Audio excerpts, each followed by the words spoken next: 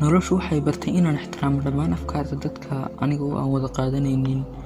noloshu waxay bartay in badanaa kuwa dhabarka kaa wareemaya ay yihiin kuwa kuugu dhow ee aad weeli ka dhigatay.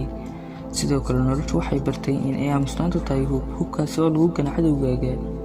noloshu waxay bartay inaanan eegin gadaal ee aan hore eego si aan hore ugu sii socdo. noloshu waxay bartay inaan u samafalidda waalidku ay tahay waddada guusha iyo najaaxa. noloshu waxay bartay inaanan xoogga saarin wixii tegay aanana ku mashquulin. noloshu waxay bartay in albaab waliba oo iga soo xidhmo uu alla ii furay mid ka khayr badan albaabkaasi. noloshu waxay bartay inaanan ka murugan fashil kasta oo igu dhaca, waayo fashilku waa buundada guusha. noloshu waxay bartay inuu carabku yahay hubka isku gana midka ugu riddada dheer leh uguna awoodda badan. noloshu waxay bartay markasta oo aan xadid hadafkayga inay tahay mar waliba oo ay noloshaydu noqonayso mid mudan in lasii noolaado. sidoo kale noloshu waxay bartay in daalka badani ay tahay waddada guusha iyo raaxada.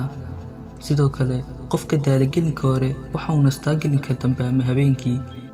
noloshu waxay bartay in marka aan meel sare gaadho saaxiibadaydu garanayaan cidda aan ahay, laakiinse markaan soo dhaco aanan u garanay saaxiibadayda cidda ay yihiin. sidoo kale noloshu waxay bartay inaan rumeeyo qadarta aanana badiyo samirka iyo dulqaadka.